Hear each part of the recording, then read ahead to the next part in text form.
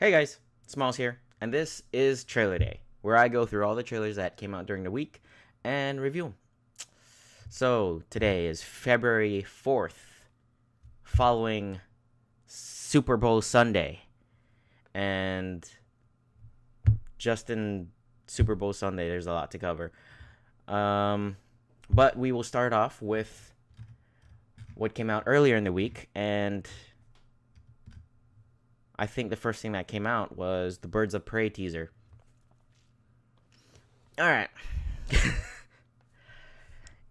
For Birds of Prey, it had super quick cuts, so it was really short, and it didn't really show enough to grab me. And the prominent person from this teaser was Harley Quinn. I don't know much about Birds of Prey, and I don't know enough of this teaser to keep me interested. Excuse me.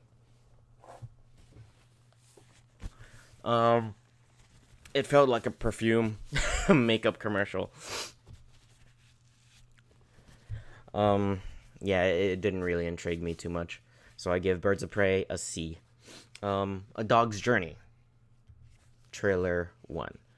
Now this is another sappy dog movie with a kind of a fantastical twist to it. It's light-hearted feeling with also a little bit of hope to it, but it's also another voiceover for a dog, or rather multiple dogs. It's the same voiceover for multiple dogs, and that's kind of the twist of the movie, is that, you know, it's the same dog spirit through multiple different dogs coming back to the same owner, and it seems okay. The human performances seem all right. It's just it didn't really grab me, so I give A Dog's Journey a C. Moving on to The White Crow. I saw the international trailer, and I'm assuming that the national release of this trailer is more or less the same. It's a performance-driven drama. Foreign, not exactly foreign, but it's supposed to be like Russian, but it's all portrayed in English, so it's still pretty much Hollywood. It shows a glimpse of some great performances. They do look riveting, and it has a tense and serious tone, and it carries some pretty strong undertones. I give The White Crow International trailer, or The White Crow, an A-. Moving on to The Secret Life of Pets 2. Now, this was more of like snippets of a scene rather than a trailer. It's a small scale preview. No clear indication of what the whole plot is for this movie. Not that I could take from this trailer, but it was fun, and it delivered on most of its humor. I give Secret Life of Pets 2 B+. Moving on to The Breaker Uppers Netflix trailer. Now this looks pretty good. It's a Kiwi comedy, and if you don't know what a Kiwi is, it's basically New Zealanders, or more of the islanders local to New Zealand, and it's their style of comedy, like Samoan or Maori. And most of the humor landed with me, considering that I'm an islander as well. It's easy to understand the premise. It's basically just these two ladies who have a career of breaking up relationships, and that in itself is a pretty funny sort of premise, and it also gives us a glimpse at some of the craziness that ensues. I am interested, and since it's Netflix, I would love to go see this. It's also produced by Taika Waititi, and if you know who he is, he did Thor Ragnarok. I give Breaker Uppers, a Netflix trailer, an A-. Moving on to the meat Um, Earlier, or rather later in the week, we did get a full trailer for Hobbs and Shaw. Um, and Hobbs and Shaw definitely looks like a Fast and Furious movie, but not exactly like a Fast and Furious. Um, it starts with the bad guy exposition. Idris Elba looking pretty badass, and it shows off the humor. It shows off the chemistry between Jason Statham and The Rock, and a whole ton of action. Like you can't have this trailer without action, and it's full of it. Not to mention that it has the "Why Can't We Be Friends" sort of song in the background as the theme of the trailer. It's perfect. And so far, it looks fun, shows moments that are crazy enough to be in a Fast and Furious movie, and I cannot wait to go see this. I give Hobbs and Shaw Super Bowl trailer, the full version, an A. Moving on to another performance-driven drama piece, A Vigilante, starring Olivia Wilde. It gives us little context, but it still maintains a tense and riveting feel to it. It um, it shows off Olivia Wilde's performances, because she's like crazy. She's fierce and powerful, but she's also showing emotion. And this is all in the trailer, and I can already tell this is a really, really strong performance from her, and I am actually quite interested to see what the film is about. It shows enough to draw you in, regardless of how little it tells you, and that's one of the main things that makes this trailer a good trailer. I give A Vigilante an A. Moving on to The Wedding Guest, starring Dev Patel. It's when American drama slash suspense meets India.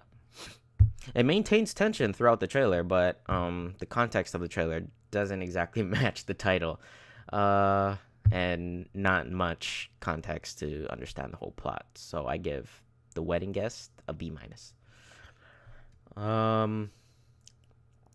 Moving on to Wonder Park, the Super Bowl trailer.